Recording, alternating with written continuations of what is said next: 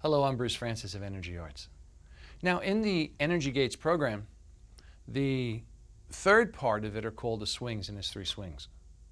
And this is what this is about. When you do cloud hands, you can be moving at a fairly slow speed, and keeping things in a fairly slow speed is somewhat easy. At least you have more time to figure out if you're doing something or not. But if you look at the 3 swings and the way this is done, then the fact of the matter is that you're moving a lot faster. And what the 3 swings is, and its biggest single thing it does, is that how keeping everything in your body connected, which you got from standing in cloud hands, how do you rotate your weight in your legs? How do you rotate your waist in your legs so that with your arms totally relaxed and not moving your arms, the pure centrifugal force of the body moves your arms. Now, in order for this to happen, your arms actually have to release all their tension and come out of your body. Part of what happens when your arms truly release all their tension and everything else is together is your arms now, in this movement, make connections energetically to all your internal organs. So the 3 swings, the biggest things they're about is that the first one, okay, is all about your lower internal organs. Your genitals, your intestines, causing a bit of pressure on your kidneys. Your next one, the second one, where you get up to here, is all about your liver and your spleen and your diaphragm. And the last one is about your lungs, heart, and brain, and especially your brain. Because getting energy to move smoothly to the brain and back down into your body is a really big thing in Qigong. Now, for example, I would have to say, the 3 swings more than cloud hands as a personal story. When I was younger, I was into martial arts, and I really practiced this stuff because I wanted to be able to use it to become very good in martial arts. Well, I was always reasonably strong, okay? But I was slow. My hands were slow. I was a kicker. And it was doing all this stuff of having to completely let go of all the strength in my hands that allowed me to get my hands where they could just fly, where it released the nerves. And actually my hands became very fast after that. I was not born with fast hands, I was born with slow hands.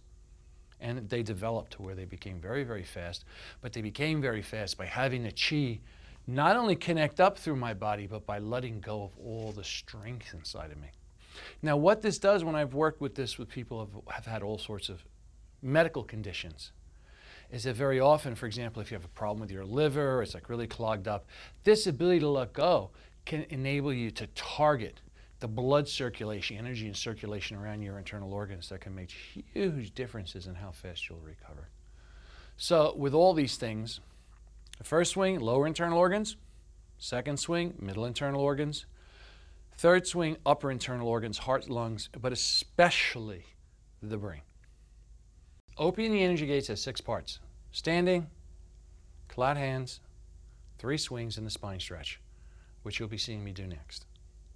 The biggest thing about the spine stretch is that it is done differently than most stretching. Most stretching is about if you want to go down and touch your toes, you just would keep on dropping your shoulders. Well, this is done by learning how to release your spinal vertebrae by putting your mind inside them and literally releasing the space between the vertebrae. It sets and is the very, very beginning of all the spinal Qigong work that's done in the whole world of Qigong, the whole world of Taoist Qigong. Bend the bow, and which has essentially 3 levels. First, learning how to be able to move all your vertebrae in any way you want to, then learning how to directly affect the dura and the spine and the cerebral spinal fluid, and last but not least, learning how to work directly with the inside of the spinal cord and then into the brain. And that's where people start, when they start throwing words like Kundalini around. That would be one of the Chinese equivalents of doing it. So what you're looking for when you do the spine stretch, it concludes the set.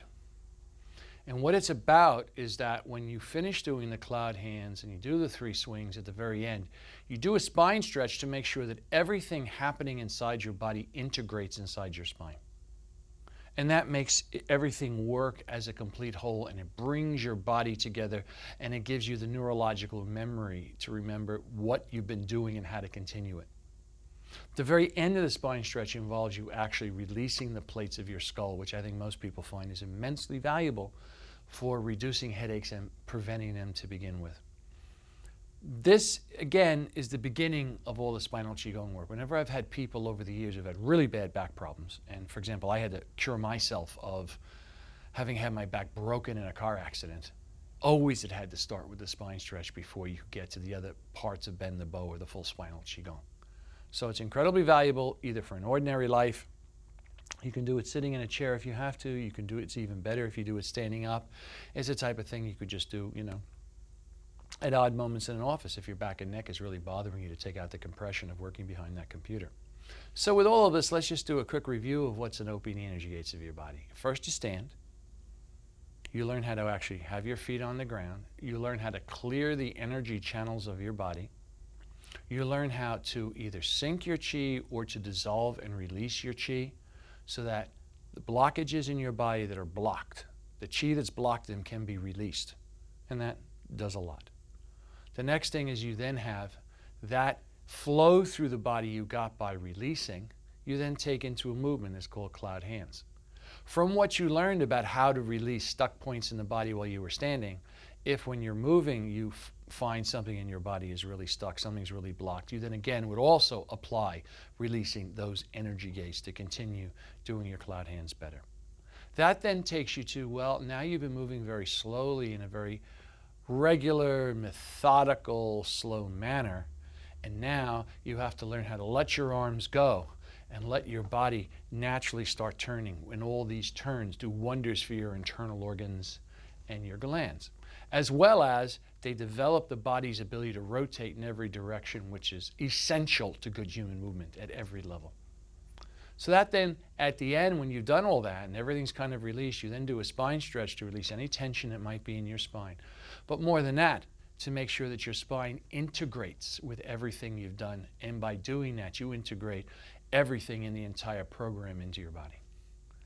So with this being said and done, I hope you enjoy this program. I have for 50 years. And as I said, it's a thing that I have always recommended people learn if you really want to get into Qigong, and I think it's incredibly valuable, and that's why we're putting it out. Thank you very much. Life treats you well.